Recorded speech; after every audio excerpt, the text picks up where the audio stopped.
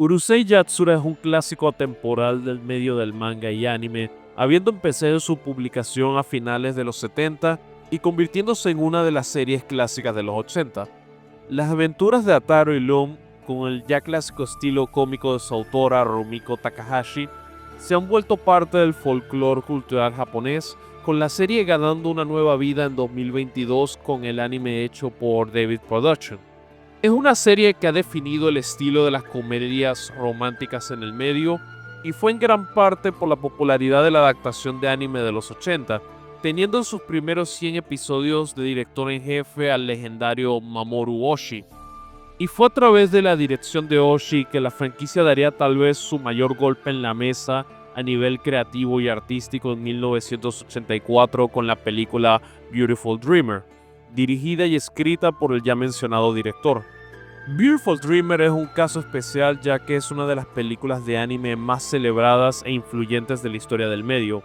Vamos, hasta Shinichiro Watanabe, el director de anime como Cowboy Bebop, dijo en 2023 que es una de sus películas favoritas. Pero la película ha sido controversial para la autora debido a los cambios de tono de la trama, la reinterpretación de la naturaleza de la serie y en general ofreciendo una versión muy diferente del Urusei Yatsura tradicional. En este video vamos a hablar tanto de Rumiko como de Oshii, los supuestos problemas entre ellos, la naturaleza de la serie, las adaptaciones y en general discutir la línea delgada entre libertades creativas y mantenerse fiel al material original. Como se pueden imaginar, van a haber muchos spoilers de la franquicia y bueno, comencemos. Rumiko Takahashi es uno de los nombres más importantes e influyentes de la historia del manga. Habiendo nacido el 10 de octubre de 1957 en la prefectura de Niigata, Japón, la pequeña Rumiko mostraría desde la infancia un interés por el dibujo debido a las pinturas de su padre, e incluso haría sus propios manga para los periódicos de la secundaria, formando un club junto a Yoko Kondo, quien también se volvería una mangaka, haciendo series inspiradas en el folclore de la Tierra del Sol naciente. En una entrevista con Viz Media en el 2000, Takahashi confirmaría que siempre tuvo el sueño de ser mangaka y durante su época en la universidad entraría en la escuela de manga Gekiga Sonjuku, fundada por el autor Kazuo Koike, quien es conocido por obras seinen como Shurayuki Hime y Kozure Okami, recibiendo un curso de 6 meses donde la futura leyenda aprendería varios fundamentos claves del medio. Durante 1975, Rumiko empezaría a hacer sus primeros doujinshis y ganando algo de experiencia en el medio, lo que incluía trabajar de asistente del mangaka Kazuo Omesu. De hecho, una de las primeras colaboraciones de la autora con la Weekly Shonen Sunday, la revista que publicaría sus series más aclamadas por décadas, fue en 1976 como asistente de Umesu en el manga de comedia Makoto-chan. Como dato curioso, durante esta época, Rumiko envió uno de sus doujinshi a la Weekly Shonen Jump, y el editor le dijo que la próxima vez trajera una serie original. Cuando la autora hizo eso, su trabajo fue revisado por el editor Kazuhiko Torishima, quien se volvería conocido por ser el editor de Akira Toriyama en Dr. Slump y Dragon Ball, además de volverse el editor en jefe de la Jump en los 90. Torishima le diría que tenía potencial, pero que necesitaba trabajar en sus dibujos, dándole un par de manuscritos profesionales como referencia, cosa que la autora apreció. Finalmente, el mundo conocería a Rumiko Takahashi con su primera publicación en 1978, un one-shot llamado Katena Yatsura, que fue publicado en Shonen Sunday luego de que ella ganara un concurso con Shogakukan, la empresa encargada de la revista. Este one-shot mostraría el amor de Rumiko por los mitos y la ciencia ficción, presentando en una corta cantidad de páginas tanto a aliens como a hombres mitad pescado, demostrando de una vez el estilo tan peculiar de la entonces novata de la industria. La autora ha mencionado en entrevistas que las bases de sus influencias son colosos del medio como Osamu Tezuka, Go Nagai, Ryoichi Ikegami y Leiji Matsumoto, además de que siempre ha apuntado al realismo gekiga en sus series. Finalmente, en agosto de 1978, Rumiko publicaría su primera serie larga tras varios one-shots y doujinshis, Urusei Yatsura. que, para quienes no lo sepan, el título del manga es una frase que cuesta traducir y que podría interpretarse como esos aliens irritantes. Sea cual sea el caso, la serie, tras un primer año donde a Rumiko le costaba el ritmo semanal, comenzaría a estabilizarse y ser un gran éxito, estableciendo a la autora como un talento en ascenso. La importancia cultural de este trabajo en Japón también impera por el hecho de que fuera una autora en una revista de shonen. Si bien ya había mujeres teniendo éxitos en la industria del manga en ese entonces, Rumiko fue de las primeras en no limitarse al shoujo y yosei y se pudo establecer en el mercado del shonen, que ha sido su demografía hasta la actualidad en mayor o menor medida.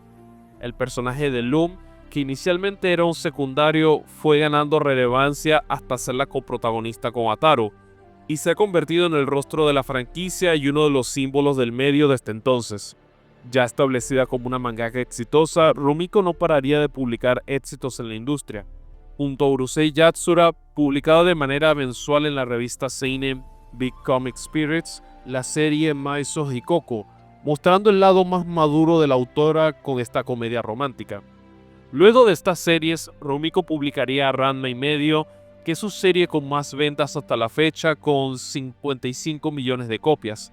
Esta historia del joven artista marcial homónimo que cambia de género cuando cae en el agua se podría considerar como el primer éxito de Rumiko en realmente popularizarse en Latinoamérica y Estados Unidos, elevando aún más su estatus en la industria. Luego comenzaría Inuyasha a finales de los 90, la historia de un hombre mitad bestia y una muchacha de la época moderna en el Japón feudal, ofreciendo un shonen de peleas un poco más tradicional a lo que la gente espera de este medio, aunque manteniendo el estilo que la ha caracterizado. Este manga es considerado por muchos como el mejor trabajo de Rumiko, con personajes como Inuyasha, Kagome Higurashi y Sesshomaru siendo algunos de los nombres más icónicos de su vasto catálogo. Posteriormente, la autora publicaría series como Kyokai no Rine y Mao, dos trabajos infravalorados que merecen más reconocimiento. Mao en particular va a tener próximamente su adaptación en anime, por lo que este es el momento perfecto para darle una oportunidad al manga. Las historias de Rumiko tienden a tener un romance como el enfoque principal y suelen tener un componente cómico que se enfoca en el absurdo y las problemáticas entre las parejas. Aunque series como Mao, Inuyasha y Mermaid Saga han demostrado que también puede escribir historias más serias y oscuras con un fuerte componente emocional. De acuerdo a sus propias palabras, no hay un significado profundo complejo en sus historias, más allá de la idea de que es bueno que la gente se ame. A la fecha de este video, Rumiko Takahashi tiene 67 años de edad y sigue produciendo manga a pesar de ya ser una leyenda del medio, habiendo vendido más de 230 millones de copias entre todos sus trabajos y siendo en un momento de su vida la mujer más rica de todo Japón. Es un ejemplo de consistencia y disciplina, constantemente produciendo nuevas series en lugar de vivir de sus glorias pasadas. Rumiko ha recibido reconocimiento tanto del gobierno de su país como el de Francia por sus contribuciones al medio del manga. Incluso hay una estatua de Loom en la estación en Nerima, Tokio. Entonces, es fácil decir que esta autora ha dado mucho al medio del manga y su legado es uno de los más grandes en toda la industria. Mamoru Oshii es el otro protagonista en esta trama, y dependiendo de los círculos que frecuentes, tal vez sea un nombre que conozcas más o menos que la propia Rumiko Takahashi. Habiendo nacido en Tokio el 8 de agosto de 1951, Oshii siempre tuvo interés en el cine debido a una pasión que compartía con su padre, y también tuvo mucha curiosidad con la Biblia, leyéndola regularmente en su infancia y adolescencia, incluso si no comparte esas creencias, citando que las lee por su ideología e inspiración literaria. En varias entrevistas ha citado los trabajos de los cineastas Jean-Luc Godard, Andrei Tarkovsky y Jerzy Kavallerovich como influencias claves en su manera de dirigir. Luego de graduarse en la Universidad Gakugei de Tokio en 1976, comenzaría a trabajar en animación en Tatsunoko Productions, principalmente haciendo storyboards para series como Ipatsu Kantakun y Taimo Gokan. Es en este periodo de su carrera donde comenzaría a dirigir algunos episodios de series como Yatterman, Gatchaman Dunks y Senderman, entre otras series, además de mudarse a Estudio Pierrot en 1980. Es en 1981 donde Oshii recibiría la oportunidad de su vida al ser elegido como el director en jefe del anime de Urusei Yatsura, trabajando desde el primer episodio hasta el 106 en una variedad de roles. Hasta 1986, Oshii fue el encargado de la visión de la serie, muchas veces escribiendo y dirigiendo historias que no eran parte del manga, poco a poco mostrando su visión de la historia de Ataru y Lom. De hecho, una prueba de la irreverencia de Oshii durante esta etapa de su carrera es que la gente a cargo del proyecto quería que alcanzara a una audiencia mayoritaria, pero el director igual puso por unos segundos la escena de Lom sin sostén que ocurre en el manga en el primer episodio. Esto hizo que estuviera a punto de ser despedido y que se cancelara el proyecto, por lo que dice mucho de la mentalidad de este director. La propia película de Beautiful Dreamer termina siendo el parteaguas en la carrera de Oshii, demostrando su extensa visión creativa y ambición a la hora de dirigir y hacer animación. Tras esto, se le ve al director hacer trabajos aún más complejos y ambiciosos, como es el caso de la película Angel's Egg de 1985, cuyo simbolismo y trama siguen siendo analizados e interpretados 40 años después, lo que demuestra su legado y la habilidad narrativa de Oshii.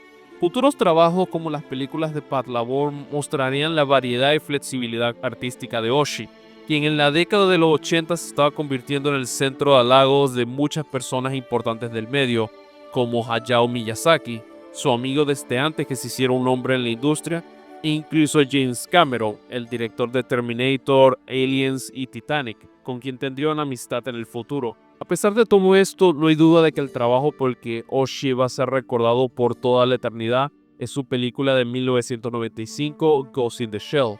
Adaptando el manga de Masamune Shirow, la reinterpretación de Oshii volvería a esta película un clásico temporal de la animación y terminaría volviéndose una influencia fundamental en la ciencia ficción moderna, con los Wachowski usándola como referencia para la trilogía de Matrix. El catálogo de Oshii es amplio y variado, conocido por explorar muchos elementos de la condición humana, el concepto de la realidad y que no es tan sólido como creemos, y mucha simbología religiosa que, como dije antes, es algo que le ha interesado desde la infancia. Como dato curioso, incluso hizo un manga llamado Serafín junto a Satoshi Kon, el legendario director de Perfect Blue. Oshii sigue trabajando hasta la actualidad, siendo un gran defensor de la libertad creativa y abogando por siempre experimentar con el formato de la animación, y su extensa trayectoria empezó a ganar notoriedad con esta serie de Rumiko. El elemento fundamental de Urusei Yatsura, sin importar el formato en que lo hayan leído o visto, es el componente cómico tirando a lo absurdo. Ataru Moroboshi es un chico común y laborioso que ha nacido con muy mala suerte y termina siendo elegido por una raza de aliens llamados Oni para un concurso. Debe atrapar a la alien Lom por los cuernos o la humanidad va a ser esclavizada. Creo que deja muy en claro que esto no iba a ser una trama muy seria, la verdad. Por costes de la vida, Ataru cumple su cometido, pero termina comprometiéndose en matrimonio por accidente con Lom, iniciando la trama como la conocemos. En el comienzo, y esto es algo que Rumiko ha confirmado en muchas entrevistas, Shinobu, quien inicia la historia como la novia de Ataru, iba a ser la coprotagonista. Pero la evolución del manga y la popularidad de Lom cambiaron su lugar, convirtiéndose primero en un triángulo amoroso y posteriormente en la Oni y Ataru como el enfoque principal. La serie es bastante episódica, enfocándose en las aventuras de Lom y Ataru en la ciudad de Tomobiki, con muchos tipos diferentes de aliens apareciendo y causando caos. La gran mayoría de los personajes tienden a proyectar una idea muy típica de un arquetipo, pero Rumiko siempre se asegura de darles un giro que los hace muy entretenidos y caóticos. Ataru es mostrado como normal al comienzo, pero se ve que es plenamente descarado y que siempre quiere hacer lo que desea. Lom puede llegar a parecer inicialmente como una persona egoísta o malintencionada, pero demuestra con sus acciones que su amor por Ataru es genuino. Shinobu parece el arquetipo de la protagonista femenina simpática y alegre, pero tiene problemas de ira y gana superfuerza cuando se molesta. Shutaro Mendo es mostrado como inteligente y sofisticado, pero el tipo tiene una vena de cobarde y es extremadamente emocional. Ryonosuke es presentada como una marimacha, pero su dinámica con su padre hace su trasfondo un poco más complejo. E incluso personajes como Sakura o Ram tienen ciertos rasgos que las hacen bastante entretenidas de ver cuando aparecen. Y esto aplica con casi todo el elenco, con sus diferentes complejos y defectos siendo el motor de varios episodios. Rumiko ha dicho que siempre ha tenido la comedia como el enfoque en Urusei Yatsura. Y que esta serie mezcla dos de sus grandes pasiones, que son la ciencia ficción y la mitología japonesa. Esto puede verse en Loom, que es un alien, y su raza de los Oni es más referencia a los demonios o ogros japoneses del mismo nombre. Como dato curioso, su diseño se basa en la modelo hawaiana Agnes Lom. Todo esto hizo Urusei Yatsura una comedia romántica bastante atípica para la época y se volvería la base de la metodología de Rumiko como mangaka desde entonces, con el anime de los 80 solamente impulsando su popularidad. Durante los primeros más de 100 episodios y las primeras películas, el anime de Urusei Yatsura, hecho por Estudio Pierrot, un estudio que se volvería conocido en futuras décadas por su trabajo en series como Yu Yu Hakusho, Naruto y Bleach.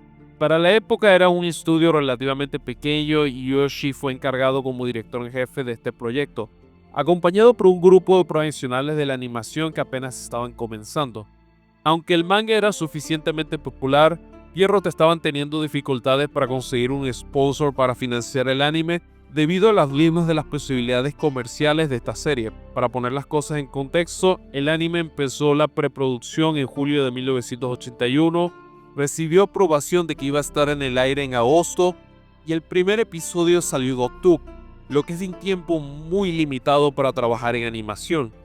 La percepción general de PGTV y Pierrot es que este anime pudiera alcanzar a gente de todas las edades y que no necesariamente consumen el medio regularmente, cosa que se les había complicado cuando Oshii hace la escena de Loom y el sostén en el primer episodio. A pesar de eso, Urusei Yatsura se mantuvo alto en los ratings y poco a poco ganaba terreno. También hubo múltiples singles y canciones en general que se hicieron para la serie, con Loom estando enfrente de todas las promociones, ayudando a su perfil mediático con el paso del tiempo.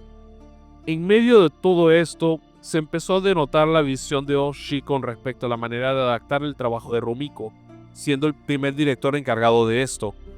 Desde su perspectiva, decidió que había que condensar las secuencias para que todo fluyera mejor y no dejar momentos sin respirar a la audiencia, con el director mencionando con el paso del tiempo que era mejor hacer un corte en escena donde usualmente hubieran 10. Otra decisión importante y que en su momento fue vista como controversial en el seno de Pierrot fue colocar a Lom desde el comienzo como el enfoque de la historia. Cosa que, como dije antes, no sucede en el manga de esa manera. Oshii también le dio mucha importancia a Taro y el concepto tan peculiar que el protagonista tiene de su libertad, con el director siempre mencionando que el amor entre ellos y su dinámica es el núcleo de Urusei Yatsura. El anime también incluye personajes nuevos como Megane y el resto del grupo de estudiantes que están enamorados de Loom, agregando otra dinámica en la trama de la historia. Esto a veces conlleva algunos momentos que difieren un poco del material original e incluso haciendo historias que no ocurrieron en el manga. Como dato curioso, en las ocasiones que Takahashi ha dibujado a Loom a color, siempre ha sido con diferentes combinaciones, haciendo referencia a su peculiar peinado de alienígena. Debido a que este estilo de colores no era sencillo de trasladar al formato de animación de la época, los encargados decidieron que su cabello fuera verde.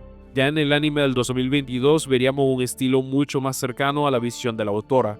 En general, el anime de los 80 de Urusei Yatsura evoluciona con lo que era una generación joven y poco experimentada de animadores, aunque muchos de ellos se terminarían volviendo muy capaces en sus respectivas áreas.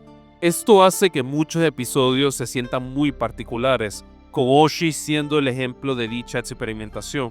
Para 1983, el anime iba fluyendo bastante bien y Oshii iba ganando enteros como director. Teniendo una conversación con Hayao Miyazaki en la revista Animation, siendo descritos como directores en ascenso. Y es entonces que en 1984 había llegado el momento clave para Oshii, Rumiko y la serie como tal. Hey, si te ha gustado el video hasta ahora, por favor no olvides darle like, comentar y suscribirte, que me ayuda bastante. Por otro lado, no olviden seguirme en redes sociales y apoyar el canal con los enlaces en la descripción. Y bueno, sigamos con el video. Beautiful Dreamer es un fenómeno muy particular en el ecosistema de Urusei Yatsura. Es una obra cinemática muy experimental, casi rayando en cine de autor, pero que se hizo tomando como base una comedia romántica accesible y que estaba dando réditos en lo comercial. Uno pensaría en pleno 1984 que hacer una película de este corte podría ser muy arriesgado, pero eso nunca ha frenado a Mamoru Oshii. En 1983 había salido la primera película de Urusei Yatsura, Only You, dirigida por el propio Oshii y escrita por Tomoko Komparo. En una entrevista con Central Park Media en 2013, Oshii ha declarado su decepción con el proyecto, diciendo que no se siente como una película y lo percibe como un episodio del anime que simplemente es más largo.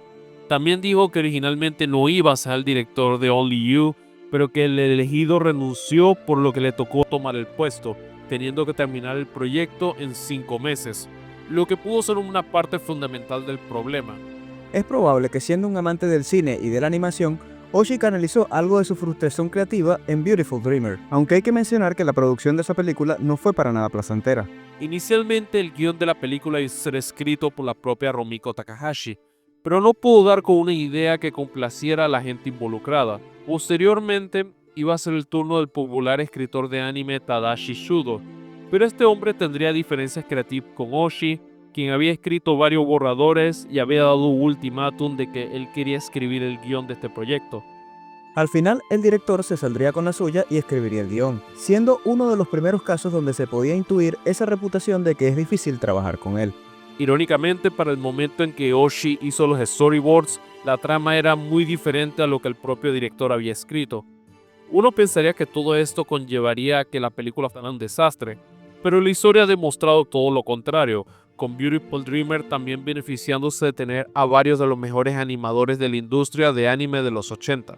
A criterio personal, pienso que Beautiful Dreamer es el nacimiento del Mamoru Oshii que conoce el mundo. Es en este proyecto donde se puede ver su mente creativa en total libertad y también se le ve expresar muchas de las ideas que lo han definido como director. Desde la animación experimental y variada hasta la exploración del concepto de una realidad que va colapsando, esta película fue extremadamente experimental para su época y sigue manteniéndose vigente tras tanto tiempo. En términos de la historia, se enfoca en el elenco de la escuela Tomobiki, con una participación casi nula del elenco extraterrestre, con Loom siendo una obvia excepción. Esto es intencional por parte de Oshii, puesto que buscaba enfatizar un ambiente de normalidad, un grupo de estudiantes preparándose para un festival, y poco a poco ir mostrando la realidad que colapsa alrededor de ellos. En las propias palabras del autor, los eventos que han alterado su mundo ya sucedieron antes de la película y poco a poco comenzamos a ver los resultados.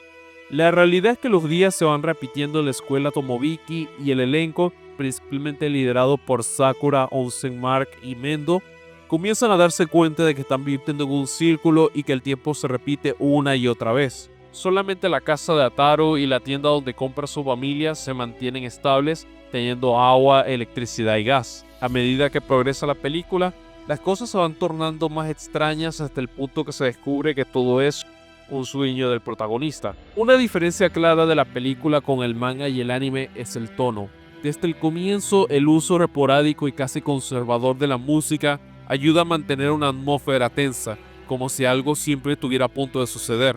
Este tono oscuro va mostrando que las cosas no están pasando como siempre deberían pasar, y eso ayuda a atrapar a la audiencia.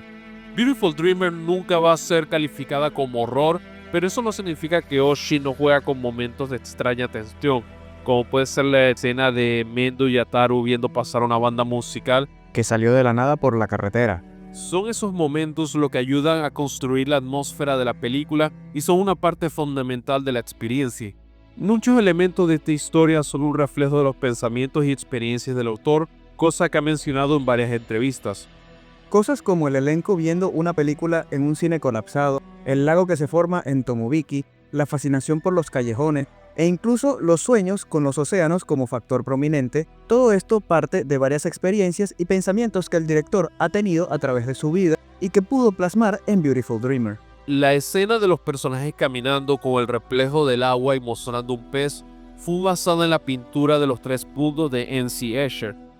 Lo de la tortuga que carga al pueblo de Tomoniki, que es un plano increíble de la película, es una referencia al mito japonés de Urashima Taro, que trata de un hombre que es cargado por una tortuga al palacio real y es recompensado pasando tiempo con la princesa Otohime.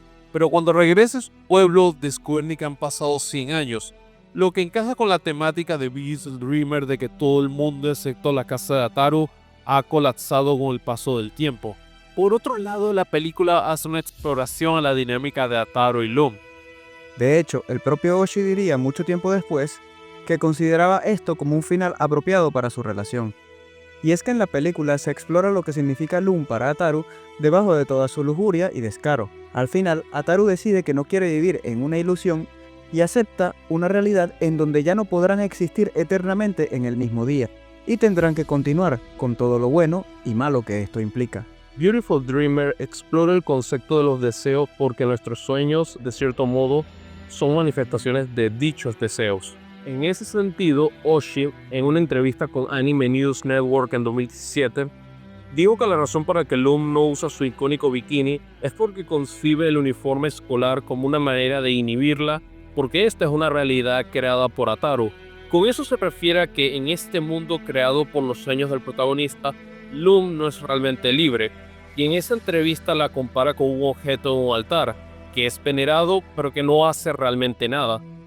Cuando se tiene ese concepto en mente, la idea de Ataru terminando su sueño y volviendo a la realidad simboliza aceptar la libertad de Loom y su responsabilidad hacia ella. Así como Ataru busca su propia libertad, Loom, a su manera inocente y tierna, también es muy libre. A pesar de no parecer mucho, ella carga mucho peso narrativo por lo que representa en la historia, y su sentido de libertad y mística sobrenatural se puede ver en su escena de introducción, donde se sienta lentamente sobre el cañón, mostrando sus habilidades para volar, pero manteniendo una parsimonia de alguien que no se siente afectada por el caos a su alrededor. Desde una perspectiva de animación y dirección, es francamente un despliegue de virtuosidad en ese renglón. Una de mis escenas favoritas es la charla de Sakura y Onsei con respecto a lo que podría estar pasando en Tomobiki, con la cámara girando mientras los dos están discutiendo. Es un efecto poco convencional, pero funciona e incluso le agrega tensión al momento. Esa capacidad para crear momentos tenues, casi silenciosos, son una separación muy marcada del tono habitual de la serie y ayuda a darle a esta película su propia personalidad. Por eso no me sorprende escuchar o leer personas que dicen que no les gusta el anime o el manga, pero que disfrutan mucho de Beautiful Dreamer. Por otro lado, el tema de vivir el mismo día y estar atrapado en una realidad alterna son dos conceptos que han existido en la ficción por mucho tiempo. Pero muchas veces se ha señalado a Beautiful Dreamer como una influencia significativa para futuras historias similares. Y en términos del mundo de la animación, fue uno de los primeros casos en demostrar que las películas originales de anime podían tener sus propios méritos artísticos, y lo hizo con una franquicia que muchos no hubieran esperado que fuera la base de esto. La supuesta discordia entre Rumiko Takahashi y Mamoru Oshii se ha vuelto casi infame en las comunidades de fans de ambos autores.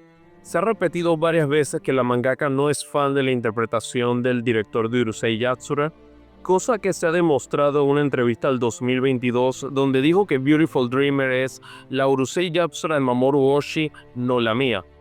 Esto se puede complementar por el hecho de que Rumiko en algún momento iba a escribir el guión de la película y al final no fue el caso, con el propio Oshii admitiendo que ella nunca fue consultada para lo que fue la trama que se ve en la producción. Considerando que el director hizo un ultimátum para poder escribir la historia, no es descabellado pensar que tampoco quisiera contribuciones de la autora y que esto conllevara una molestia entre ellos, aunque esto es mera especulación.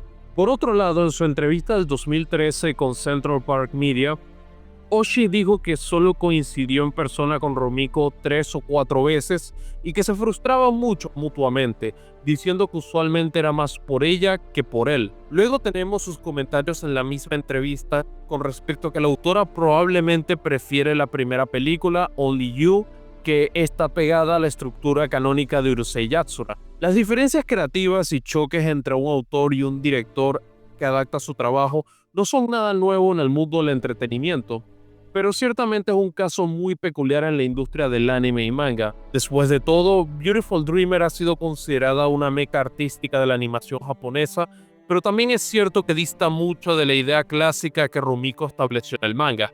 El propio Oshii ha dado su punto de vista diciendo que la historia original está escrita desde la perspectiva de los deseos de una mujer como eje central del manga, mientras que su película es explorada desde la perspectiva masculina, ya que él solamente puede escribir en base a sus experiencias como hombre. Por ende, la naturaleza de las dos versiones va a ser diferente. Oshii en su momento criticó la idea de los conceptos de comedia romántica como Urusei Yatsura, mencionando que tienden a retrasar el amor entre dos personas que se quieren y la gratificación que eso conlleva. Eso también puede proveer otra interpretación a Beautiful Dreamer, viendo el sueño de Ataru como el status quo perpetuo de la historia y el final de la película siendo ellos dos haciéndose responsables de sus sentimientos. Pero eso es mi perspectiva en base a estos comentarios del director. También hay que decir que la discordia entre ambas partes iba a ser inevitable dada la naturaleza creativa de Oshii. Hablando con Annie Image en 1983, justo después de Only You, mencionaría que estaba frustrado por no hacer lo que quería con Urusei Yatsura, incluso diciendo que quería dejar los elementos de ciencia ficción de lado y explorar la individualidad de los personajes. Y esto se puede ver que lo hizo en Beautiful Dreamer. De hecho, un dato que mucha gente no menciona es que después de Only You y antes de Beautiful Dreamer, la serie tuvo su mayor racha de episodios originales, haciendo 10 de 35 en ese periodo. Eso no se iba a repetir después de la marcha de Oshii, lo que muestra el deseo del director de querer contar sus propias historias. Hay que mencionar que ya había tenido sus roces con la gente de a cargo de Pierrot por la dirección de la serie y la película fue el fin de la relación, por lo que Rumiko no era la única persona con visibles frustraciones con su interpretación. De acuerdo a reportes que se han hecho con el paso del tiempo, Oshii incluso recibió amenazas de los fans por su trato a la serie con Beautiful Dreamer, recibiendo cartas con hojillas de afeitar. Cuando se consideran los comentarios que Oshii ha hecho repetidamente de la serie, se puede notar un deje de frustración con la propuesta del manga y sus reinterpretaciones en el anime y Beautiful Dreamer muestran un deseo de expandir esos conceptos, pero no se puede negar que pudo haber expresado esto de mejor modo en las entrevistas. Hay que mencionar que Rumiko era una autora joven que estaba viviendo por primera vez que uno de sus trabajos fuera adaptado, por lo que no es alocado pensar que ver esas reinterpretaciones fue algo frustrante para ella, y Oshii básicamente diciendo que puede hacer algo mejor puede caer muy mal siendo el autor de la obra original. También influye mucho el hecho de que Rumiko y Oshii tienen visiones muy diferentes con respecto a lo que constituye Urusei Yatsura. Como dije anteriormente, Rumiko ha priorizado el componente cómico de la serie, mientras que Oshii quiere explorar la relación entre Ataru y Loom y sus respectivos conceptos de libertad. Ambos son autores que estaban comenzando a hacerse un nombre a comienzos de los 80 y hoy en día son considerados pilares de la historia moderna del entretenimiento japonés, por lo que creo que es normal que hubiera roces con respecto a lo que fueran sus visiones con esta serie. Beautiful Dreamer es un caso interesante puesto que es una adaptación de Urusei Yatsura y es casi universalmente considerada una obra maestra a pesar de alejarse mucho de la visión original. Usualmente es fácil señalar cuando un director se equivoca al hacer cambios para peor, cosa que menciono en mi video defendiendo a Orihime Inoue de Bleach y que definitivamente deberías ver. Pero en este caso estamos hablando de una adaptación que fue bien recibida, lo que conlleva la pregunta sobre qué constituye una buena adaptación. Es cierto que la transición de arte secuencial a televisión o cine no es sencilla y que hay cosas que se pueden perder en la transición o que simplemente no funcionan del mismo modo. Cada formato tiene sus ventajas y desafíos, por lo que es entendible que un anime o una película no sea un calco del manga. El editor en jefe de Marvel Comics en los 80, Jim Shooter, hizo una entrevista en 2017 donde menciona que a la hora de adaptar a un personaje como Superman al cine, hay que tomar los elementos fundamentales que todos conocen. Con esto se refería a su origen, su apariencia icónica, Lois Lane, el Daily Planet, Clark Kent como su personalidad humana, y que elementos un poco menos conocidos no necesariamente deben ser adaptados mientras se mantenga lo que todos conocen. En ese sentido, una razón por la cual Beautiful Dreamer es tan diferente al Urusei Yatsura tradicional, pero que igualmente es celebrado por los fans, es que Mamoru Oshii conoce a los personajes y el mundo. Para la fecha de salida de la película, el director ya había trabajado en más de 100 episodios de esta serie, con estos personajes y habiendo estudiado y adaptado muchas cosas del manga de Rumiko. No es un extraño que acababa de tomar esta propiedad y eso se nota. El tono puede ser diferente y es claro que Rumiko siempre priorizó el aspecto cómico y episódico de la serie, mientras que Oshii enfatizaba una progresión y conclusión lógica. Pero Loom sigue siendo la Loom que hemos visto en diferentes formatos de la franquicia, con su espíritu alegre y su devoción a Ataru. El propio Ataru sigue siendo un libertino lujurioso sin escrúpulos y sus momentos breves pero significativos de afecto hacia Loom siguen estando ahí. Lo mismo se puede decir de Shinobu, Mendo, Sakura y el resto del elenco que aparece en la película. Oshii ha dicho que en esta película priorizaba la historia sobre los personajes y si bien puedo entender eso, creo que sus personalidades son respetadas. Los pone en un escenario diferente pero mantiene sus esencias, cosa que permite conectar con la audiencia establecida. Y a pesar de que el director recibió amenazas, con el paso del tiempo se ha notado que la película fue muy bien recibida. La sombra de Beautiful Dreamer es tal que Londe Forever, la cuarta película de la franquicia, haría referencias a su predecesora durante la trama y en los créditos. Kazuo Yamazaki, el nuevo director de la franquicia, no solamente hizo eso, sino que intentó capturar la metanarrativa y componentes oscuros de la película de Oshii, reflejando un deseo por parte del equipo creativo de recapturar ese momento artístico tan peculiar de la franquicia. Hacer una adaptación usualmente va a requerir mantener un grado de la esencia del material original. Después de todo, dicho material es el que ha formado una base de fans y suficiente interés para ser adaptado. Y si un director quisiera contar una historia radicalmente diferente, es mejor que simplemente cree una historia de cero. Beautiful Dreamer logra hacer una página muy particular en la historia de Urusei Yatsura, pero manteniendo los elementos fundamentales. Es un híbrido extraño donde la visión de una mangaka legendaria en ascenso y un director con una carrera futura envidiable terminaron resultando en esta piedra angular de la animación japonesa. Urusei Yatsura tiene un lugar garantizado en la historia del manga y el anime, y lo mismo se puede decir de su autora Rumiko Takahashi.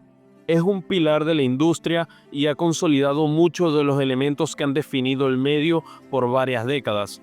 En ese sentido, las contribuciones de Mamoru Oshii tampoco pueden ser menospreciadas, ya que su trabajo en el anime de los 80 supo darle un empuje considerable a la popularidad y legado de la franquicia.